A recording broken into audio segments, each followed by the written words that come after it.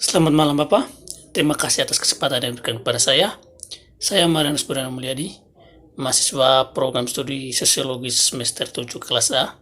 Kali ini dalam mata kuliah Sosiologi Terapan yang akan membahas buku ke-9 mengenai konflik cyber politik.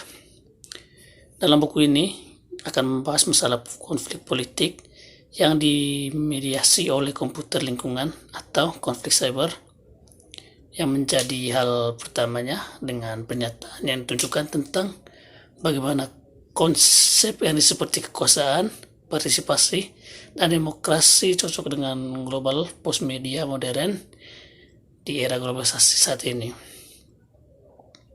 Hal ini tergantung pada satu argumen dan analisis teori yang menjadi suatu cikal bakal terhadap diidentifikasi yang menjadi suatu kerangka kerja analitik untuk penyelesaian konflik tersebut.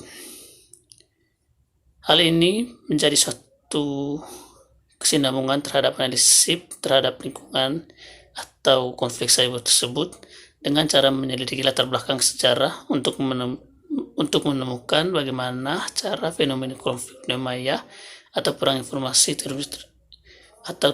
terorisme di dunia maya dan analisis keamanan internet, sehingga pembahasan empirisnya menjelaskan bahwa suatu kerangka teoris sekarang ini untuk konflik cyber berdasarkan pemahaman yang lebih mudah tentang konsekuensinya bagi dunia politik yang dilegalkan berdasarkan kekuasaan.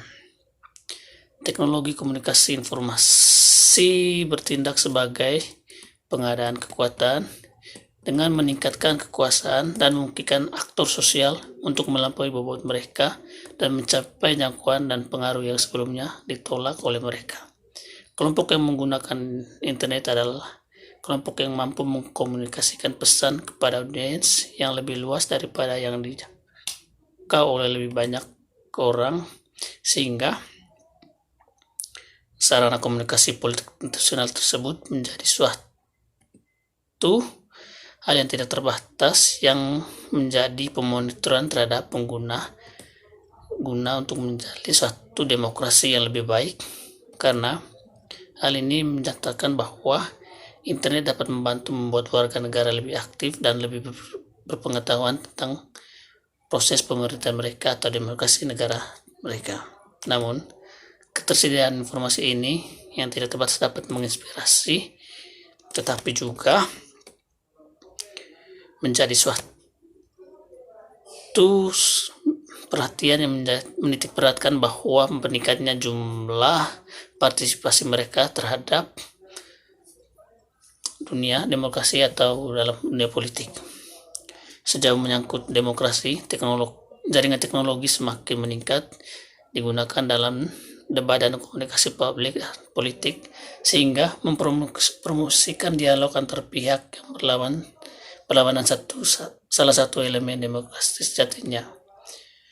Perkembangan baru pemerintah seperti deregulasi, menciptakan badan hukum, privatisasi, dan pengaturan jarak jauh adalah faktor-faktor yang dihasilkan dari teknologi informasi dan komunikasi. Penggunaan teknologi baru seperti blogging adalah pertanda internet, interaksi baru budaya yang berpotensi mengubah cara demokrasi dan mengubah cara pemilih menjadi peserta, bukan konsumen pasif.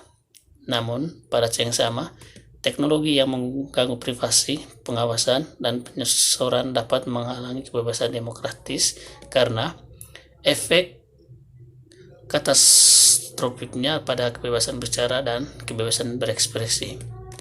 Tentang masalah partisipasi dan internet memberikan pilihan lebih besar dan peluang hanya memecahkan masalah teknis seperti partisipasi, misalnya yang terkait dengan pengurangan biaya keterlibatan, itu tidak sampai ke jantung apa yang memotivasi warga negara untuk berpindah dari keadaan tidak terlihat ke kondisi keterlibatan dalam kehidupan sivil. Dengan kata lain, akses universal tidak cukup untuk mewujudkan pemerintahan yang demokratis. Tentang masalah kelompok politik yang mengejar kekuasaan, internet menawarkan kesempatan untuk menghancurkan hierarki politik sambil menembangkan batas-batas yang telah membantu sebagian dalam mengontrol arus informasi. Ada juga kontrol yang berkembang atas dunia maya oleh elit yang ditentukan oleh mereka yang berdasarkan keahlian teknis, yaitu kemampuan untuk mengubah benda teknologi itu dengan membangun kehidupan online, sementara kesenjangan antara kekayaan digital dan digital si miskin terus kembang. Selain itu, dunia maya muncul sebagai tempat di mana individu dapat mengesampingkan terhadap banyaknya ketidaksetaraan dalam kehidupan offline hanya karena tidak ada yang tahu apakah mereka benar-benar dapat melakukannya secara kompleks dan efektif. Hal ini mempengaruhi pandangan terhadap keputusan prosedur yang lebih jauh, membawa perubahan dramatis dalam transaksi dan interaksi yang terjadi antara negara bagian, perusahaan, dan masyarakat di dunia. Hal itu melibatkan peningkatan transaksi dan jasa lintas batas dan peningkatan aliran seperti gambar, ide, dan orang-orang.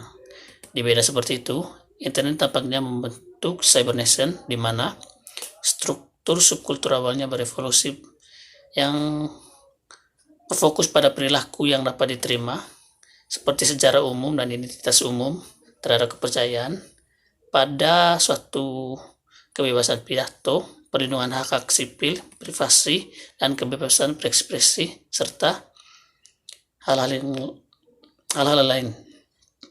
Dengan penyebaran internet, ada ruangan lingkup untuk lokalisme internasional yang baru. Hal ini menemukan ekspresi dalam komunitas virtual dengan beberapa orang melakukan sejauh mungkin bahwa cyber state global baru sedang terbentuk.